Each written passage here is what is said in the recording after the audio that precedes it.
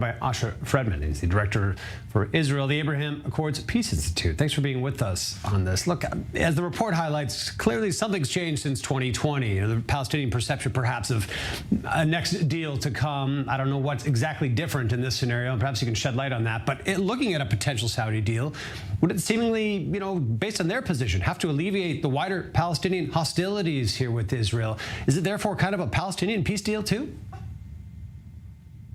I think that what the Saudis truly want is what they're asking for from the United States in the realm of security, of nuclear power, and the other issues that have been discussed. But they do realize, especially given their role and self-perception as leaders of the Arab and Islamic world, that it is quite important to them also to bring the Palestinians into the picture as well. Look, how is the big question here? With serious Palestinian Authority legitimacy issues, on the other side, an Israeli government that's constrained by its current right makeup. We've already heard hard statements from some senior ministers here that there will be no real concessions to the Palestinians. How does this come together?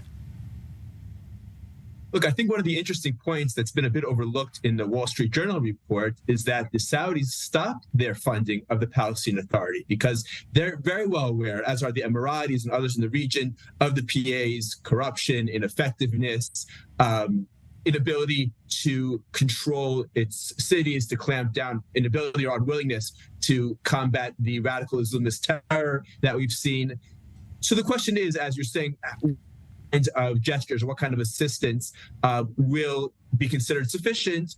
And it could be that support for the PA, for some of its security forces, is what the Saudis are thinking of. But again, they have no illusions as to the Palestinian Authority or its leadership. Is it possible at this point that this Saudi carrot, the resumption of aid, you're right, in 2016, frozen over really corruption, graft issues within the Palestinian Authority, if that money comes back, is there a sense that Mahmoud Abbas and his authority are now somewhat desperate for this money in a hard place with no real public support, real pushback from hard militant organizations there? Is it the situation different today for them than it was just a couple of years ago? Abbas is definitely considering his succession, what happens after he's no longer the leader of the PA. We're seeing that in some attempts by the PA to reassert control. We're seeing that in various political maneuvering, various giving out of positions or trying to divide up future authorities. So certainly high up in the PA chair's minds. Whether or not Saudi funds will be enough to ensure the future of the Palestinian Authority as it exists today, whether that's ideal for Israel, for the Palestinians, for wider regional cooperation, I think are deeper questions that will need to be discussed in Israel and between Israel and its allies. Look, just this next month, Asha, we're 30 years on from the Oslo peace accords, as they were termed at the time. And it feels bitter and ironic to even refer to them that way, in this moment here. But that debacle, as it became, really hardened the feelings of many on the right in Israel here, that this isn't the way. Concessions aren't going to lead to peace. Is a Saudi breakthrough? Do you think it's a big enough carrot to lure the Israeli side back into this notion of, hey, we need to make real compromise or willingness to do things to achieve peace with the Palestinians? I think that Israel needs to, as you mentioned, 30 years after Oslo, needs to re-examine old paradigms, ask what have we learned from experience, what's working, what's not working, and what from our perspective, in terms of our views, our interests, where do we want to go in terms of relations vis-a-vis the Palestinians?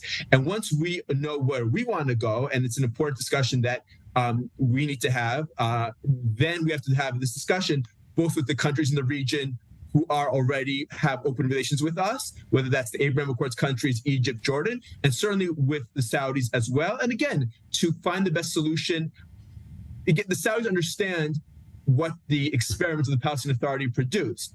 And I think there's certainly room to discuss with them what is a potentially better way forward than what we've seen over the past decades, which frankly have not been good for Israel, but not been good for the Palestinians or for the region as well. Look, Asha, just less than a minute we have on this. The current partners you mentioned, the United Arab Emirates, Bahrain, Morocco, the ones who have recently made peace with Israel, do you think that they're now a good example to the Saudis, to others? Are they part of this story right now to say, hey, there's a lot to benefit from peace with Israel? I think so. I think the Saudis have seen the benefits that have been derived from all the countries of the Abraham Accords. The Saudis, like the UAE, like Bahrain, like Morocco, are looking to diversify their economy, are looking to technologies, are looking to energy, health, water, all the various benefits that have accrued from this new spirit of peace. So I definitely think that the success of the Abraham Accords to date and the lessons are part of the considerations and discussions between Israel and Saudi Arabia currently. Many had seen them as some form of a test case for the Saudi scenario here, but yes, things going well in that arena. Asher Fredman, thanks for being with us on that, and we'll keep following developments here closely. Thank you very much. Stepping out for our first break of the day here, though, when we come back.